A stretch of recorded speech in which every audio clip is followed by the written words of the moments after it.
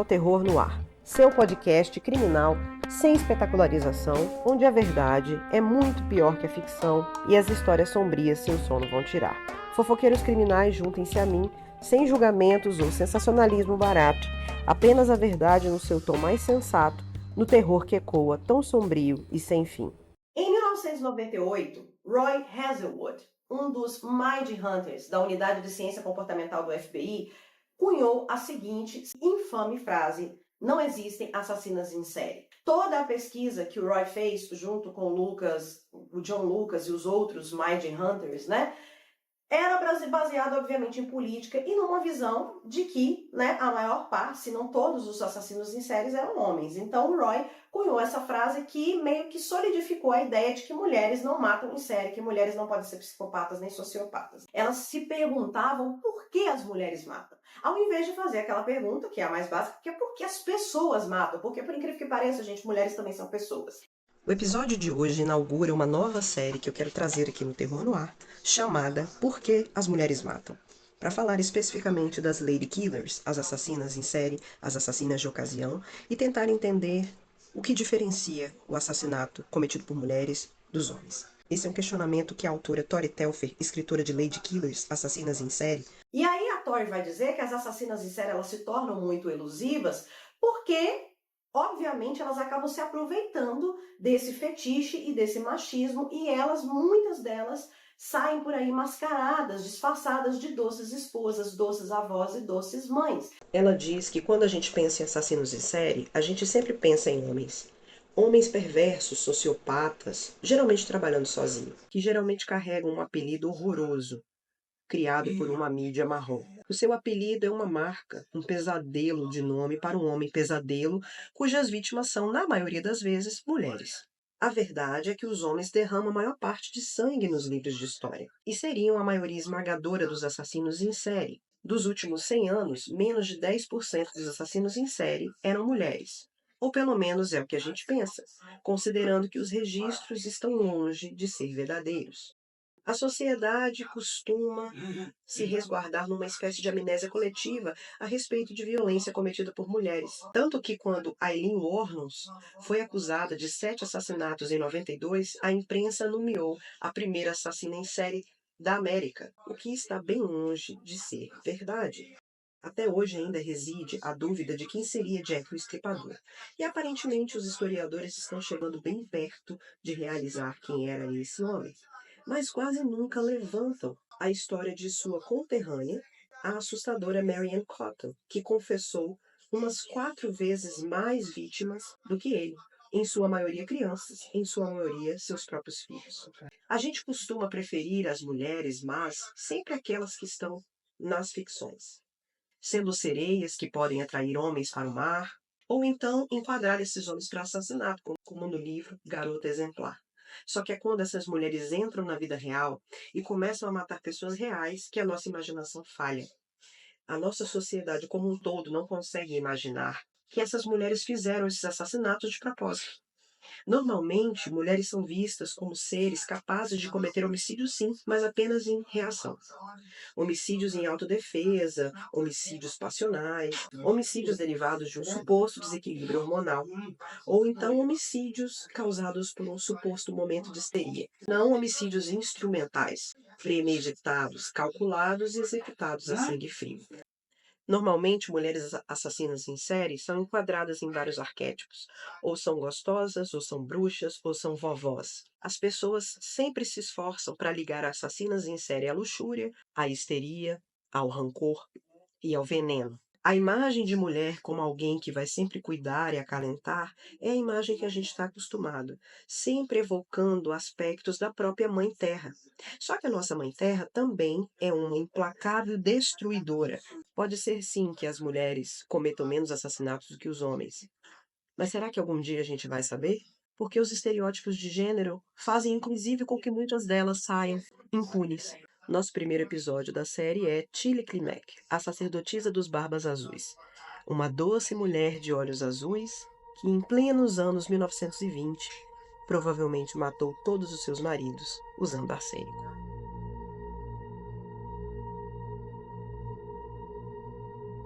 Eu estava lendo o livro como um todo e esse caso me chamou muita atenção pela questão do pano de fundo, que é a cidade de Chicago nos anos 20.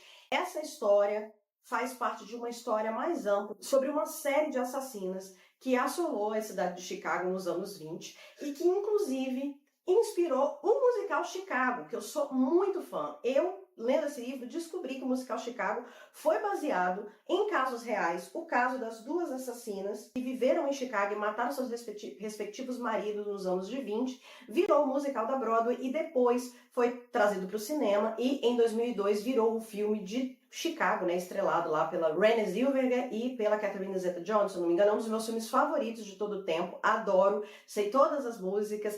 He had it coming.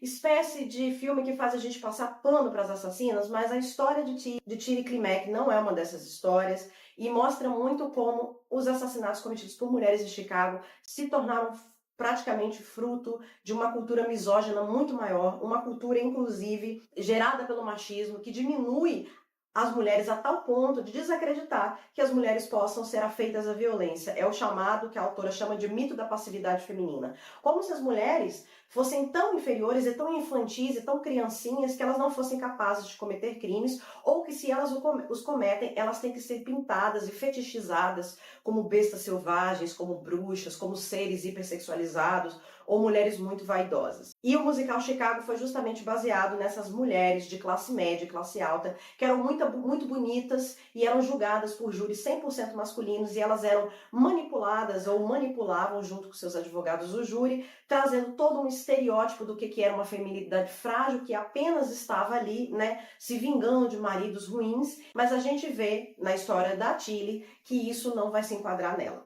Otília Guiburek, ficou conhecida como Tilly Klimek, que aliás é o sobrenome do seu último marido. Ela nasceu na Polônia em 1876 e quando ela tinha 1 ano, ela veio com os pais no que eles chamam da primeira onda da imigração polonesa para os Estados Unidos, dessa galera que veio da Polônia e se direcionou para a cidade de Chicago, Illinois, e montou lá o bairro chamado Little Poland. Essa onda de imigração aconteceu entre 1850 e 1920 e foi detonada, né, disparada por um grande episódio de fome que estava tendo ali na Polônia, na Europa como um todo, de pobreza, e eles vieram para os Estados Unidos em busca de oportunidades melhores. Então a gente está falando de uma massa de uma população de baixa renda, de trabalhadores, de camponeses que vieram para cá. E essa galera sofria muito preconceito, né? Primeiro porque eles acabavam se fechando nesses guetos, isso não aconteceu só com poloneses, mas com outros, e muitas vezes eles tinham essa aparência de camponeses, que eu não sei nem o que quer dizer, e muitas vezes passavam a vida toda vivendo em Little Poland, que foi o caso da Tilly, passou a vida toda lá, e ela mal falava inglês, falava pouquíssimo inglês, porque ela não precisava, né? Ela viveu a vida toda nesse bairro polonês em Chicago. E na época que os crimes de Tilly começaram a acontecer, era uma época onde a criminalidade estava muito alta em Chicago. A violência era um negócio muito alto em Chicago, porque essa foi a época, entre os anos 10 e os anos 20, pós-guerra, né, pós-Primeira Guerra e o crack da Bolsa de Nova York, e aconteceu um boom de violência nos Estados Unidos todos, mas principalmente em Chicago, porque Chicago estava sendo assolada pelas máfias, as grandes máfias de descendência italiana, como a liderança do Al Capone, que era o líder dos contrabandos de bebida ali, né, nos anos 10 e nos anos 20. Isso refletiu tanto na sociedade que, inclusive, a taxa de homicídios cometidos por mulheres subiu 400% entre o ano de 1880 e o ano de 1920. Então, quando o primeiro marido da Tilly morreu em 1914, as pessoas não deram muita atenção, não. Na década de 1920, as mulheres assassinas em Chicago se tornaram muito famosas no país todo, mas era uma polvorosa que tinha que era muito sexista, porque várias dessas mulheres eram mulheres de classe média, mulheres de classe alta, consideradas beldades, mulheres muito bonitas, como eu já disse, que os advogados manipulavam todo o julgamento para fazer com que elas entrassem no julgamento já com outro estereótipo, primeiro super sexualizado e ao mesmo tempo infantilizado, fragilizado. Elas entravam assim no tribunal com um aspecto de frágil, de arrependimento, de que em um momento de loucura elas tinham matado seus consortes, né, seus maridos e seus namorados, naquele momento de desequilíbrio feminino, de histeria feminina, mas que elas estavam profundamente arrependidas, aí elas choravam. E aquilo, como os júris eram 100% masculinos, eles ficavam com pena e ao mesmo tempo erotizavam muito, porque, segundo a Tori, tinha alguma coisa de muito sensual nessas mulheres assassinas. E eles não achavam que essas assassinas tinham que sair impunidas, elas tinham que pegar prisão perpétua ou pena de morte. A maioria dessas mulheres era absolvida e saía andando normal do tribunal. Dois desses exemplos, que inclusive foram os exemplos que inspiraram Chicago mesmo, foi o caso das notáveis assassinas Belva Gaertner, a elegante, e Beulah Anna, a bela. Ambas mataram seus maridos a tiros em situações distintas no ano de 1926 e foram absolvidas porque elas eram consideradas belíssimas, estavam lá com uma lágrima escorrendo, super, contritas e arrependidas do que tinham feito nesse momento de loucura. Assassinas que estavam sendo absolvidas de crimes hediondos simplesmente por serem bonitas. Só que, gente, a Tilly não era essa mulher. Ela não era uma americana branca de classe média, ela era considerada uma polonesa atarracada e sem nenhum quesito de beleza. Ela já era uma mulher de meia idade quando ela começou a matar, ela não era uma jovem. Quando ela começou a cometer seus homicídios, ela já tinha 40 anos, já era mãe, né? Ela era uma mulher atarracada, era uma mulher que era muito castigada pelos afazeres domésticos depois de 20 anos de casamento e pelas inúmeras maternidades. Eu não consegui achar quantos filhos a Tilly teve, mas é provável que ela tenha tido muitos filhos. Ela era uma mulher que não falava inglês, então ela não tinha aquele sex appeal que os jurados estavam acostumados em assassinas. Ela não tinha aquele perfil sensual que eles esperavam. Ela entrava muito mais na categoria da bruxa, né, amaldiçoada. E nisso, na página 196, a Tori nos diz: Tilly Klimek não era considerada bonita. Guardava rancores mesquinhos, parecia saber uma coisa ou outra sobre ocultismo. E teve a audácia de brincar de matricídio sem conhecer as regras.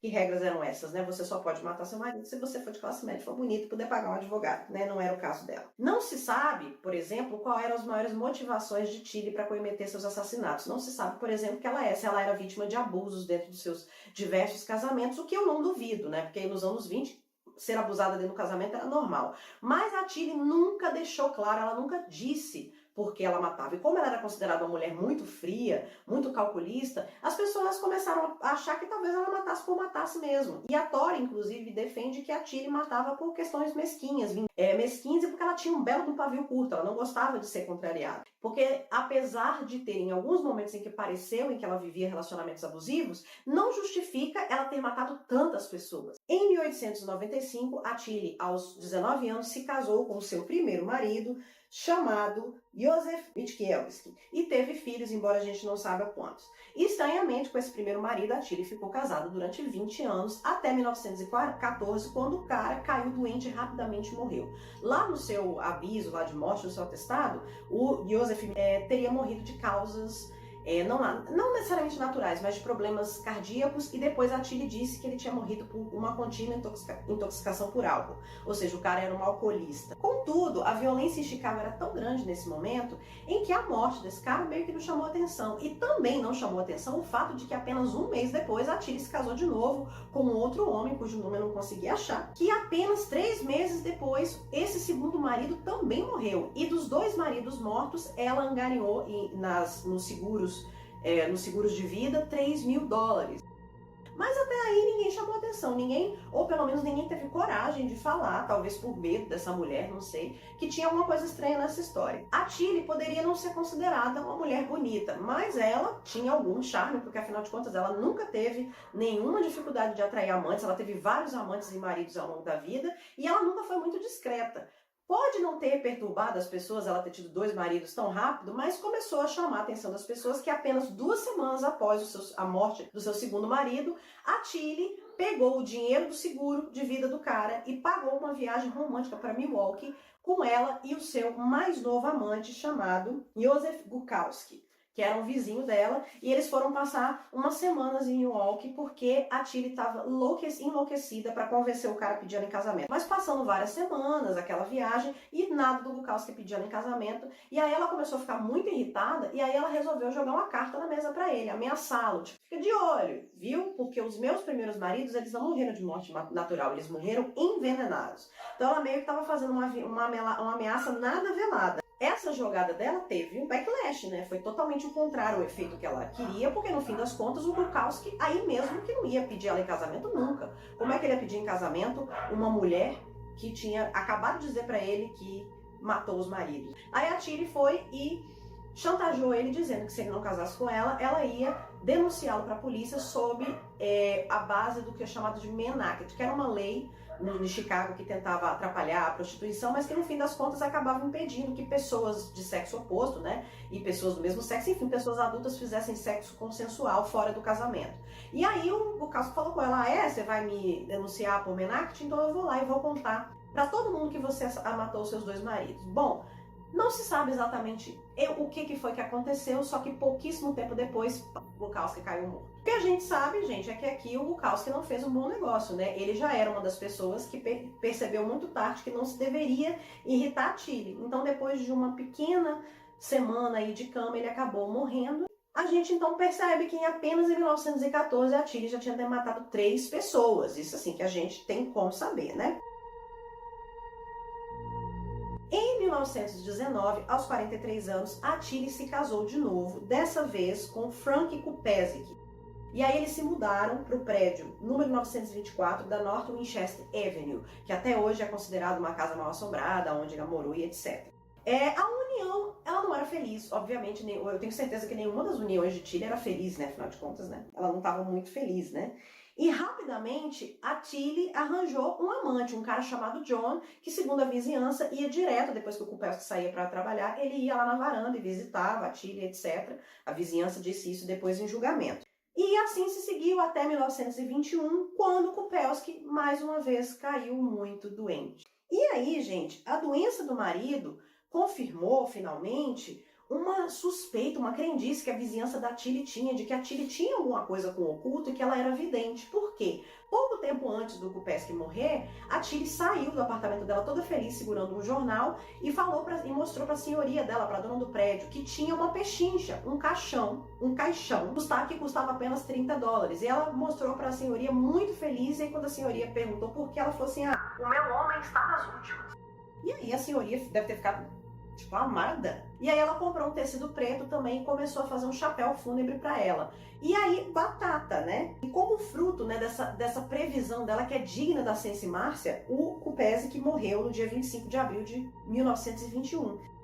A galera não desconfiou que ela tinha matado, pelo menos a maior parte das pessoas não desconfiou que ela tinha matado o marido, mas desconfiou que ela tinha provavelmente alguma habilidade extrasensorial. Enquanto isso, a Tilly meio que comemorava a morte do marido, tocando a vitrola, dançando, né? E aí diz que no momento do velório, ela chegou, puxou a orelha do cara, do morto, e gritou: "Seu demônio, você não se levantará jamais."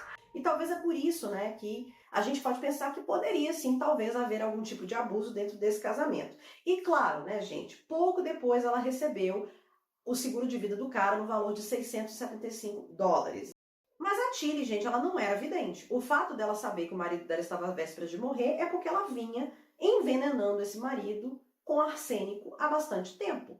E eu digo esse aqui com certeza porque esse foi o que eles conseguiram realmente exumar o corpo do cara, investigar e ver realmente que ele tinha sido envenenado com arsênico. Os 2 maridos anteriores, eles não fizeram, né, essa investigação. A Tilly, ainda em 1921, conheceu seu 4º marido no velório Kupesic. No velório. Era um simpático viúvo chamado Josef, mais uma vez, Josef Klimek, que tinha ido lá apenas para conhecer a viúva. Os amigos dele queriam que ele se casasse de novo, ele estava viúvo há muito tempo, há muitos anos, né? E falaram com ele, vai lá conhecer a viúva, quem sabe, né, rola alguma coisa. Mas naquele momento, segundo Klimek, a Tilly não estava afim de nada, finalmente se casar com ele. Ele disse que quis se casar com ela porque ele se sentia muito só e ele queria ter um lar, e que ele inclusive adorava a comida da Tilly, e ele era muito romântico e queria muito montar uma casa com essa mulher. Para Klimek, a Tilly estava regenerada, ele não tinha muito interesse de saber sobre os ex dela. O que aconteceu? Eles se casaram e ela rasgou e queimou todas as lembranças que ela tinha dos outros casamentos. Então parecia que ela estava tentando começar uma vida nova. Mas é claro que a Tilly não estava nem um pouco satisfeita com esse relacionamento. E é nesse ponto da história que a gente conhece a comparsa da Tilly, a sua prima, também polonesa, chamada Nelly. A Tilly começou a reclamar com a Nelly que ela não estava satisfeita com aquele casamento, que ela queria se livrar daquele marido, e a Nelly sugeriu o divórcio, né? Porque a Nelly já tinha perdido o primeiro marido e estava se divorciando do segundo. E aí ela disse, não, eu quero me livrar dele de outro jeito. Então a Nelly teria oferecido para a Tilly a solução que elas usavam para todos os seus problemas, que era uma lata de veneno de rato. Ou seja, arsênico enegrecido com chumbo, gente. Era assim que elas envenenavam as pessoas. O Klimek amava a comida da Tilly, certo? Então a Tilly começou a envenenar todas as refeições que fazia para o Klimek e o cara começou a cair doente. O Klimek tinha também seu seguro de vida e era bem provável que a Tilly iria matar também esse marido e receber o seguro se não fosse pelo irmão do Klimek, o John, que desconfiou muito daquela doença esquisita do irmão e resolveu cuidar do irmão ele mesmo e levou o Joseph para o médico, no que o médico investigou e percebeu sinais claros por envenenamento de arsênico. Aí o médico foi e denunciou a Tilly Klimek para a polícia. A Tilly finalmente foi presa por tentativa de homicídio em 26 de outubro de 1922 e pouco tempo depois, por causa de uma denúncia de um sobrinho dela, do filho da Nellie, a Nellie também foi presa por ter matado, teoricamente matado e envenenado seu primeiro marido e por ter envenenado os filhos e os netos e assim por diante. Parece que elas envenenavam todo mundo. Com as investigações acontecendo, ficou claro que o envenenamento de Klimek não era o único, porque afinal de contas as pessoas estavam morrendo como moscas em volta daquelas duas. Então, várias cartas anônimas de vizinhos, de pessoas da Little Poland começaram a aparecer na polícia, de gente que já desconfiava que a Tilly não era vidente coisa nenhuma, que ela era uma assassina, e pediram para a polícia exumar os corpos das pessoas que ela tinha matado. Então, eles foram lá e foram exumar o corpo do Frank Skupezek, o terceiro marido da Tilly, e o corpo do primeiro marido da Nellie. A Tilly foi levada nesse meio tempo no hospital para conversar, para ver o Joseph Klimek, e naquele momento ele perguntou para ela por que, que ela tinha feito aquilo, ela disse que não sabia, e ele perguntou a ela se ela se arrependeu do que ela fez? Ela disse que não. E aí, o que a Tori descreve nisso? Está na página 201. Ela se sentia mal por ter tentado matá-lo? Não. Quando ele confrontou com perguntas cheias de ódio, ela respondeu, eu não sei, não me importune mais. Quando ouviu pedindo um copo d'água à enfermeira, Tilly gritou, se ele causar problemas, pegue uma tábua e acerte-o na cabeça. Mesmo assim, ela o beijou antes de ir embora, surpreendendo todos os presentes. Eu acho que a Tilly não regulava, não regulava das ideias. Mas aí, no fim, aparentemente, ela estava matando por matar e não porque ela tivesse realmente uma razão, um propósito nisso aí.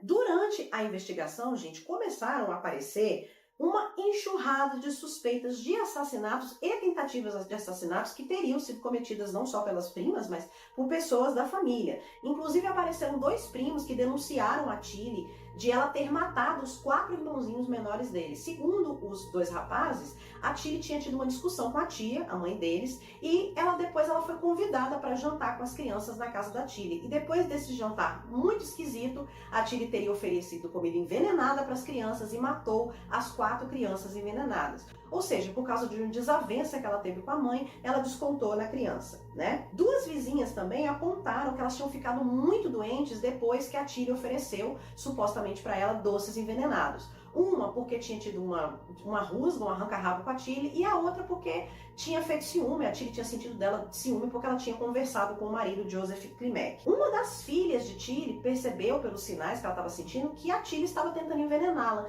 Da mesma forma, um dos filhos da Nellie denunciou para a polícia que a mãe estava tentando envenená-lo. E foi inclusive por isso que a Nellie foi a julgamento. Quando a Nellie e a Tilly finalmente foram acusadas em 1922 pelos assassinatos do primeiro marido da Nellie e do terceiro marido da Tilly, o Frank Skupezek, as exumações mostraram ainda mais possibilidades bizarras, gente. Eles começaram a investigar todas as mortes da família e foram encontrados resíduos, traços de arsênico nos túmulos e nos corpos de 3 crianças da família. 2 gêmeos, filhos da Nellie, e no corpo da neta da Nellie.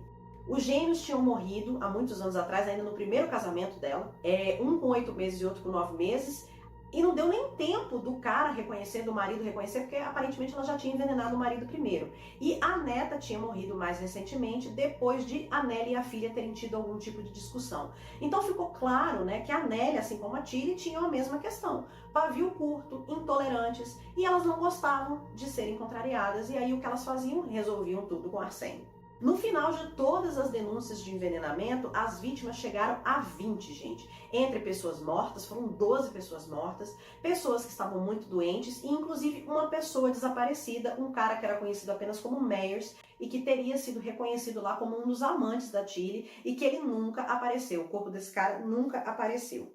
E, gente, essas eram apenas as vítimas humanas, tá? Porque um vizinho da Tilly denunciou para a polícia que o cachorro dele havia morrido de forma muito estranha logo após a Tilly ter reclamado com ele sobre o barulho que o cachorro fazia latindo. Então, assim, né? Rainhas do veneno, gente. Com tantas vítimas, a polícia começou a achar e colocou muito na cabeça que havia uma espécie de seita de envenenadoras em Little Poland. E aí ele disse que e eles chamaram essas de a seita das Barbas Azuis da pequena Polônia. A Tilly seria a sacerdotisa dos Barbas Azuis. Na prisão, a Nellie e a Tilly tinham formas diferentes de agir. A Nellie sorria mais, era mais feminina, aceitava tirar fotos, mas ao mesmo tempo ela falava menos inglês, elas quase não falavam inglês, eu já disse isso, mas ela também tinha mais ataques de histeria e ela ficava o tempo todo gritando, insistindo que o filho tinha criado uma confusão e que eles estavam todo mundo acreditando na conversa de uma criança. Por outro lado, a Tilly tinha uma postura muito mais fria, muito mais controlada, muito mais racional. E aí o pessoal começou a ver diferenças entre essas primas, né? A Tilly, então, era realmente a sacerdotisa dessa seita de envenenadoras e ela tinha uma postura, né, muito pouco feminina, né? Muito mais masculina, muito mais fria diante aquelas possibilidades. O promotor do caso se chamava William McLaughlin e ele se tornou totalmente obcecado não só pelo caso das irmãs, como por essa seita que ele acreditava que acontecia em Little Poland, onde tinha um monte de gente envenenando um monte de gente. Porque durante o julgamento delas começou a aparecer casos de envenenamento e tentativa de envenenamento à torta e à direito. Todo mundo estava com medo de que alguém tivesse envenenado eles.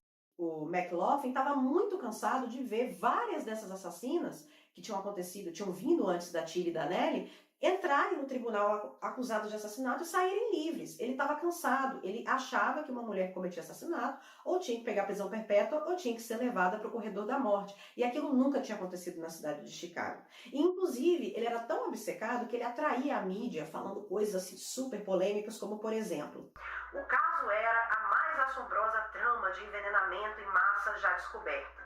Para ele, a Little Poland era o espaço onde tinha uma seita, uma rede de barbas azuis de saia, ou seja, de mulheres barbas azuis. E aí vocês vão se lembrar do Barba Azul, que é aquela história, aquele conto, né, do Poirot, do cara que matou 6 esposas e pendurava os corpos das esposas num cômodo, e aí ele entregou a chave desse cômodo para a 7ª esposa, e essa 7ª esposa não podia saber, e etc.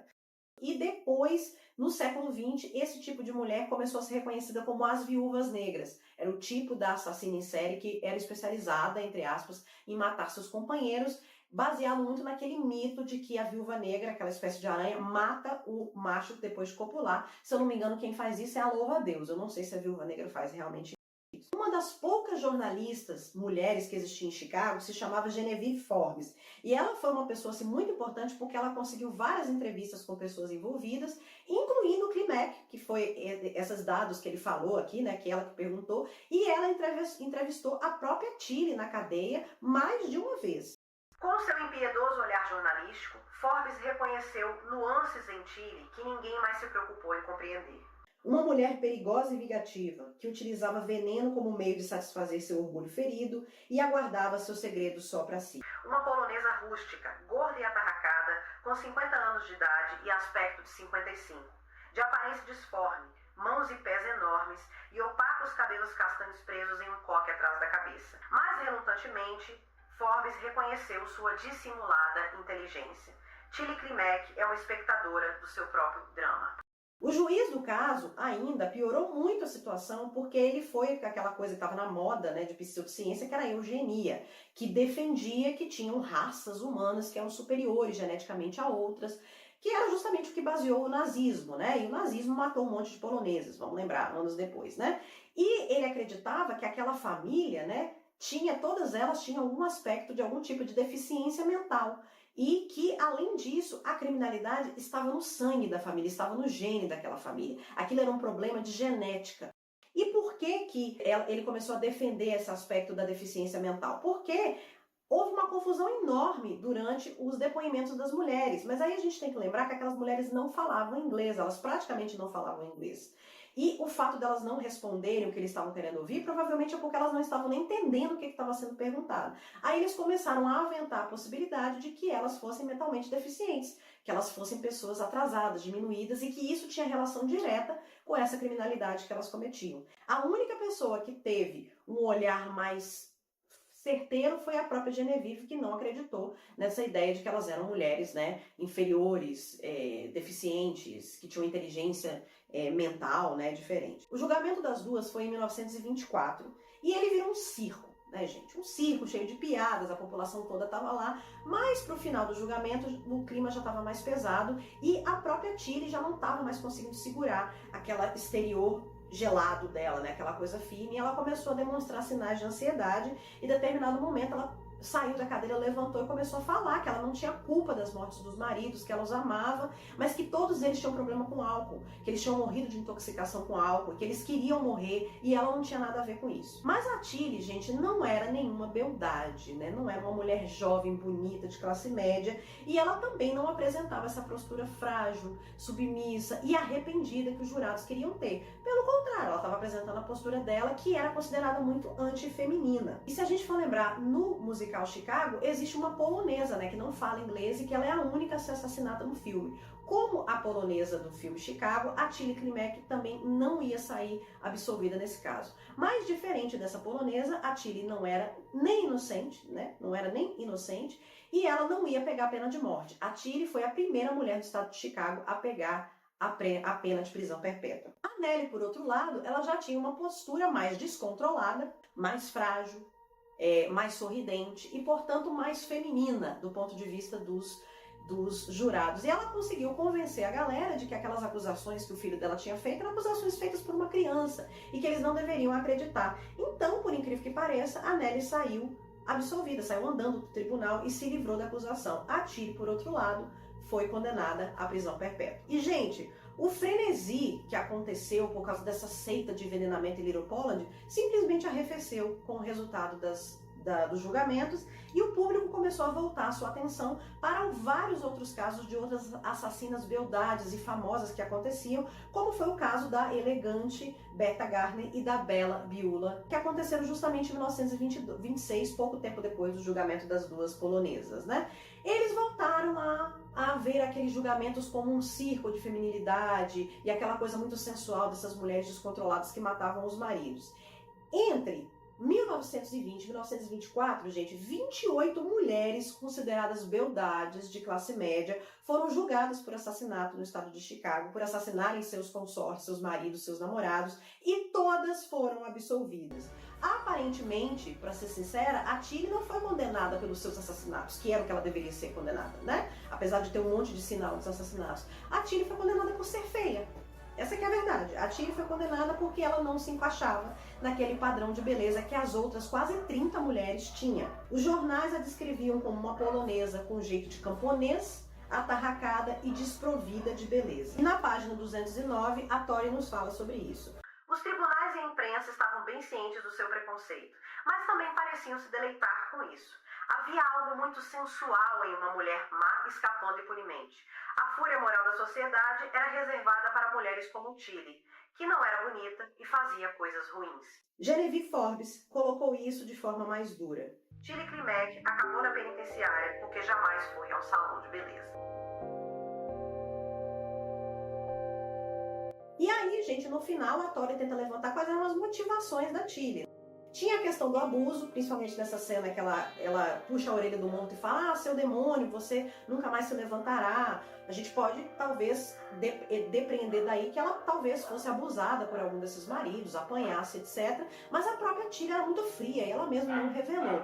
Uma outra motivação é o dinheiro, porque de vários desses casamentos ela saiu com o seguro de vida do marido. E a gente sabe que tem outros casos de lady killers, de mulheres que matavam realmente para receber esse seguro de vida ou para ascender socialmente, etc. Uma outra motivação que a Tori levanta é justamente a vingança mesquinha. O fato de que ela simplesmente não levava desaforo para casa e todo mundo que pisasse no calo dela, mesmo um cachorro, acabava envenenada. E aí a Tilly, gente, pegou a prisão perpétua, como eu disse para vocês, foi a primeira mulher a ser mandada para a cadeia para sempre no estado de Chicago, e ela viveu na prisão pelos 13 anos seguintes até morrer em 1936. E ela foi depois, entrevistada pela própria Genevieve Forbes, e ela disse que ela tinha uma vida tranquila, que ela costurava, que ela tricotava ali na prisão, que ela gostava da comida e vivia ali de boa, e ela faleceu então aí já com seus quase 60 anos de idade. Talvez o problema da Klimek, da Tilly Klimek, é que ela não deveria ter marido, ela deveria ser uma pessoa sozinha, porque parece que na prisão ela encontrou a paz, vai saber. E quanto ao Joseph Klimek, você pode estar se perguntando, o último marido dela que escapou, entre aspas, da morte. Bem, alguns anos depois do julgamento, no final dos anos 20, o Klimek morreu. E na autópsia foi revelado que o corpo dele estava entupido de arsênico. Este foi o Terror no Ar, seu podcast quinzenal, onde às sextas-feiras desenterramos os segredos que a sociedade prefere deixar enterrados. Não nos enganemos, o silêncio sobre esses crimes é cúmplice. E enquanto as respostas não vêm, seguimos, como fofoqueiros criminais, a cavar mais fundo, sempre à procura da verdade que ainda teme escapar. Não se esqueça, a história ainda não terminou. Até a próxima sexta, daqui a 15 dias, quando as sombras se fizerem presentes mais uma vez. Esse episódio foi roteirizado, narrado e editado por mim, Winnie Pereira. Fico por aqui e até a próxima sexta-feira.